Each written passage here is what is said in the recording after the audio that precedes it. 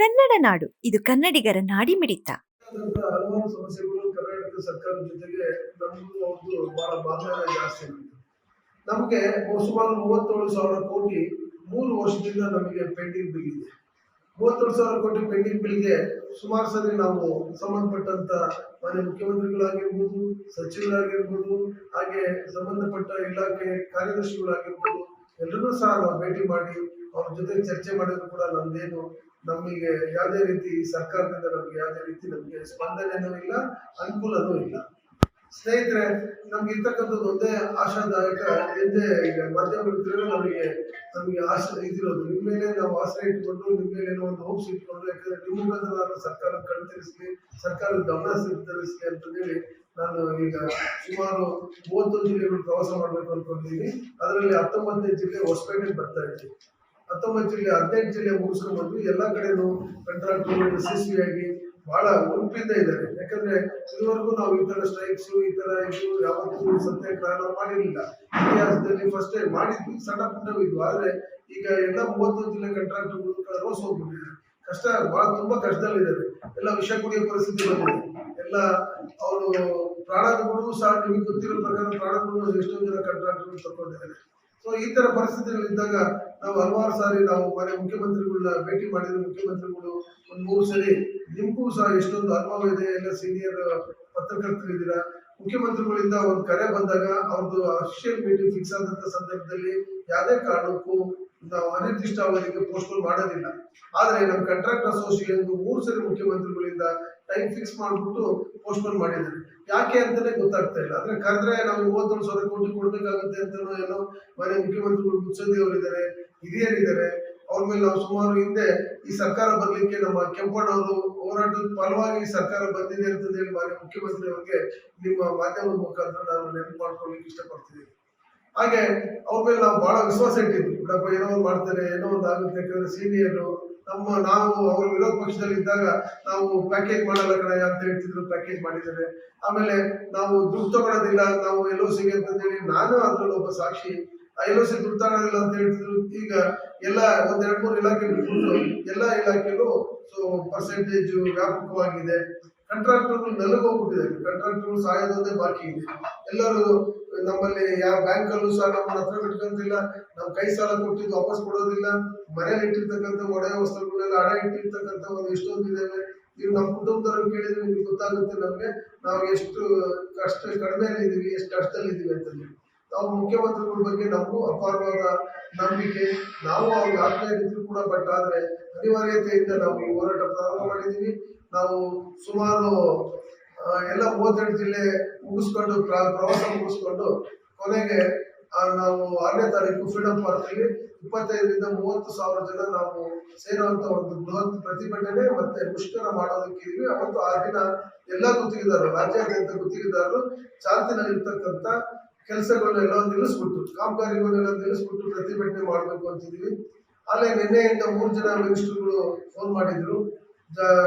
ನಗರಾಭಿವೃದ್ಧಿ ಸಚಿವರು ಫೋನ್ ಮಾಡಿದ್ರು, ವಸತಿ ಸಚಿವರು ಸಹ ಫೋನ್ ಮಾಡಿದ್ರು, ಮಾನ್ಯ DCM ಮುಖ್ಯಮಂತ್ರಿಗಳು ಮಾಡಿದ್ರು. ನಾವು ಒಂದೇ ನಿಲುವಿದೆ, ನಮ್ಗೆ ಇಲ್ಲ, ನಮಗೆ ಅಫಿಷಿಯಲ್ ಮೀಟಿಂಗ್ ಕರಿಬೇಕು. ಅಫಿಷಿಯಲ್ ಮೀಟಿಂಗ್ ಕರೆದು ನಮ್ಗೆ ಇರ್ತಕ್ಕಂಥ 37,000 ಕೋಟಿನೂ ನಮಗೆ ಕ್ಲಿಯರ್ ಮಾಡಬೇಕು ಅನ್ನೋದು ಒಂದೇ ಒತ್ತಾಯ ನಾವು ಅವ್ರ ಮೇಲೆ ಮಾಡಿದೀವಿ. ಅವರು ಮಾನ್ಯ ಮುಖ್ಯಮಂತ್ರಿಗಳ ಹತ್ರ ಮಾತಾಡ್ತೀನಿ ಅಂತ ಹೇಳಿದ್ದಾರೆ. ಆದ್ರೆ ಇದುವರೆಗೂ ಸಹ ಯಾವುದೇ ಕಾರ್ಯಗತವಾಗಿಲ್ಲ.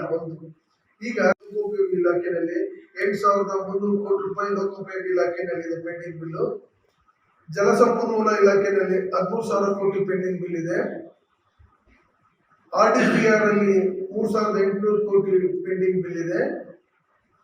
ಸಣ್ಣ ನೀರಾವರಿನಲ್ಲಿ 3,000 ಕೋಟಿ ಪೆಂಡಿಂಗ್ ಬಿಲ್ ಇದೆ.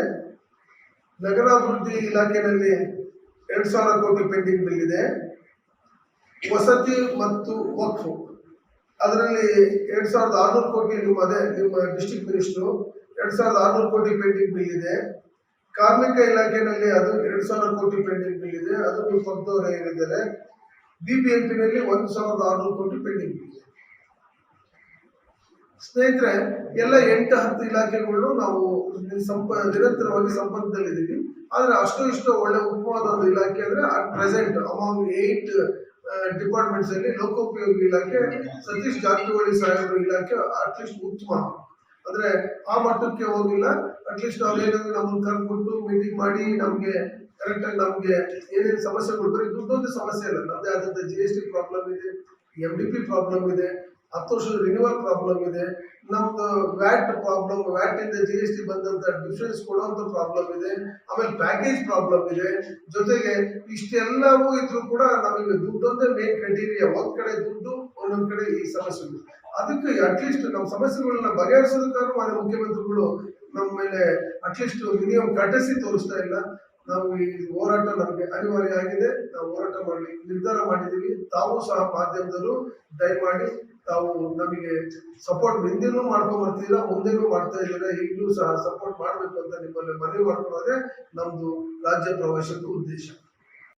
ಮೌಲಿಕವಾಗಿ ನಮ್ಮ ಪರವಾಗಿ ನೀವು ಪ್ರಚಾರ ಮಾಡಬೇಕು ಅನ್ನೋದು ನಿಮ್ಗೆ ಸ್ಟಾರ್ಟಿಂಗ್ ಅಲ್ಲಿ ಒಂದು ಮಾತು ಹೇಳಿದ್ದೇನೆ, ಈ ಸರ್ಕಾರ ಬರಕ್ಕೆ ನಾವು ಕಾರಣ, ಮತದಾರ ಅಲ್ಲ. ಮತದಾರ ಇರ್ತಾರೆ, ಹೋರಾಟದಿಂದ ನೀವು ಕಾರಣ ಅಲ್ಲ ಸ್ನೇಹಿತರೆ, ಇದು ಹಂಗೆ ಅಂತ ಹೇಳಿ ಮತದಾರ ನಾವೆಲ್ಲ ಇದೀವಿ, ನಾವು ಒಬ್ರು ಮತದಾರರಲ್ವಾ?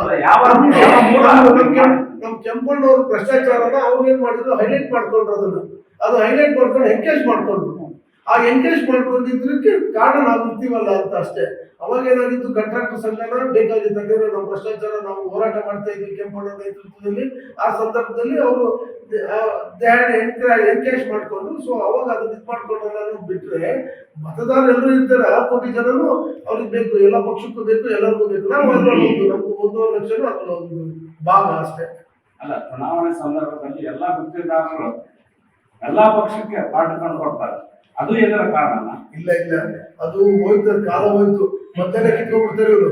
ನಾನು ನೋಡ್ಲಿಲ್ವಾ, ನಾವು ಮೊದಲು ಏನಾಗಿತ್ತು, ನಾನು 25 ವರ್ಷದ ಕೆಲಸ ಸಣ್ಣ ಗುತ್ತಿಗೆಯಿಂದ ಕೆಲಸ ಮಾಡ್ಕೊಂಡು ಬರ್ತಾ ಇದ್ದೀನಿ.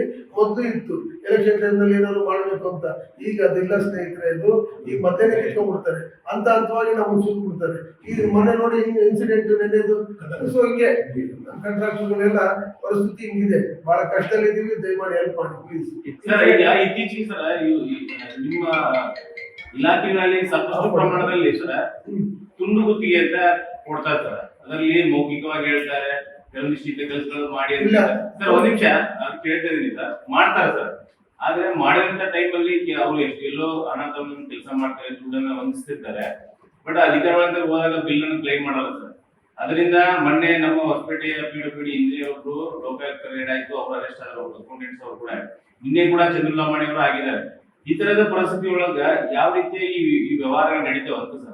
ಸರ್, ತುಂಡು ಗುತ್ತಿಗೆ ನಮ್ಮಲ್ಲಿ ಇಲ್ಲ. ಈಗ ತುಂಡು ಗುತ್ತಿಗೆ ತೆಗೆದು ಹಳೆ ಸರ್ಕಾರ ಇದ್ದಾಗ ತುಂಡು ಗುತ್ತಿಗೆ ತೆಗೆದು ಪೀಸ್ ವರ್ಕ್ ಇಲ್ಲ. ಇಲ್ಲೇನಾಗ್ತಿದೆ ಅಂದ್ರೆ, ನಮಗೂ MLA ಸಾಹೇಬರುಗಳಿಗೂ ಅಂದ್ರೆ ಜನಪ್ರತಿನಿಧಿಗಳು ಅವ್ರನ್ನ ಈ ತರ ಬೇಡ, ಅವ್ರ ಮಧ್ಯದಲ್ಲಿ ಬ್ರಿಡ್ಜ್ ಆಗಿ ಕೆಲಸ ಮಾಡ್ತಿರ್ಕಂತ ನಮ್ಮ ಅಧಿಕಾರಿಗಳು. ಇನ್ನೆನ್ನೆ ಇನ್ಸಿಡೆಂಟ್ ಅಧಿಕಾರಿಗಳಿಗೂ ಸಹ ಎಚ್ಚರ ಆಗುತ್ತೆ. ಅಧಿಕಾರಿಗಳೇ ಅವ್ರನ್ನ ಪ್ಲೀಸ್ ಮಾಡೋಕ್ಕೋಸ್ಕರ, ಅವ್ರನ್ನ ಇದು ಮಾಡೋಕ್ಕೋಸ್ಕರ ನಮ್ಮನ್ನು ಬೆಳೆಸ್ತಾರೆ ಕಾಂಟ್ರಾಕ್ಟರ್ಗಳು. ನೋಡಪ್ಪ ಸಾಹೇಬ್ರ ಕರೀತಾ ಇದ್ರು, ನೋಡಿ ಅದೇನ್ ಮಾಡ್ಕೊಂಡ್ ಬನ್ನಿ, ಅದೇನ್ ಮಾತಾಡ್ಕೊಂಡ್ ಬನ್ನಿ, ಪೂಜೆ ಕರಿಬೇಕು, ಪೂಜೆ ನೆಪದಲ್ಲಿ ಇದೆಲ್ಲ ಮಾಡ್ತಾರೆ. ನೆನೆ ಆಗಿರೋದೆಲ್ಲ ಪೂಜೆ ನೆಪದಲ್ಲಿ. ಒಂದು ವರ್ಕ್ ನಾವು ಪ್ರಾರಂಭ ಮಾಡ್ಬೇಕಂದ್ರೆ ಲೋಕಲ್ MLA ಅವ್ರ ಜೊತೆ ಸೇರಿಕೊಂಡು ಪೂಜೆ ಮಾಡ್ಬೇಕು, ಯಾಕಂದ್ರೆ ಅವ್ರಿಗೆ ಪಬ್ಲಿಸಿಟಿ ಆಗ್ಬೇಕು, ಸರ್ಕಾರದ್ದು ಸಾಧನೆಗಳು ಆಗ್ಬೇಕು, ಸರಿ ಒಪ್ಕೊಳ್ತೀವಿ. ಆ ನೆಪದಲ್ಲಿ ನಮ್ಗೆ ಈ ತರ ಹ್ಯಾರಾಸ್ಮೆಂಟ್. ನೆನ್ನೆ ಇನ್ಸಿಡೆಂಟು ನಿಜವಾಗ್ಲೂ ತಾಜಾ ಉದಾಹರಣೆ. ನಾವು ಅದನ್ನ ಕಾಂಟ್ರಾಕ್ಟರ್ ಧೈರ್ಯ ಮಾಡ್ಬಿಟ್ಟು ಮಾಡಿದ್ದೇನೆ. ಈ ತರ ಅವರು ಖುಷಿ ಪಡ್ಬೇಕು ಅಂತ ಏನಿಲ್ಲ, ಬೇರೆ ಪಾರ್ಟಿಯವರು 3 ಪಾರ್ಟಿಯಲ್ಲೂ ಇದ್ದಾರೆ. ಅಂದ್ರೆ ಸುಮಾರು ನಮ್ಗೆ 224 ಜನದಲ್ಲಿ 30-40% MLAಗಳು ಈ ತರ ಇದ್ದಾರೆ, ಈ ತರ ಹ್ಯಾರಾಸ್ಮೆಂಟ್ ಇದ್ದಾರೆ. ಅವ್ರು ಮಾನ್ಯ ಮುಖ್ಯಮಂತ್ರಿಗಳ ಹತ್ರ ಎಲ್ಲವೂ ನಾವು ಹೇಳಿದ್ದೀವಿ, ಆದ್ರೆ ಅವರು ಜಾಣಕರುಗಳಂತೆ ಹೋಗ್ತಾ ಇದ್ದಾರೆ ಅಷ್ಟೇ. ಎಲ್ಲದೂ ಗೊತ್ತು, ಮಾನ್ಯ ಮುಖ್ಯಮಂತ್ರಿಗಳು ಎಲ್ಲದೂ ಗೊತ್ತು. ಈಗ ಆನ್ಲೈನ್ ಪ್ರಕ್ರಿಯೆ ಸ್ಟಾರ್ಟ್ ಆಗಿದೆ. ಒಬ್ಬ ಎಲ್ಲೇ ಇದ್ದಾನೆ, ವಿಜಯನಗರ ತಕ್ಕೊಂದು ಟೆಂಡರ್ ಇದು ಮಾಡ್ತಾರೆ, ಆದ್ರೂ ಅದನ್ನು ಮಾಡೋದಿಲ್ಲ. ಸಬ್ಸ್ಕ್ರೈಬ್ ಮಾಡಿಕೊಳ್ಳಲು ಕೂಡಲೇ ಪಕ್ಕದಲ್ಲಿ ಕಾಣುವ ಬೆಲ್ ಐಕಾನ್ ಕ್ಲಿಕ್ ಮಾಡಿ ನೋಟಿಫಿಕೇಶನ್ ಪಡೆಯಿರಿ.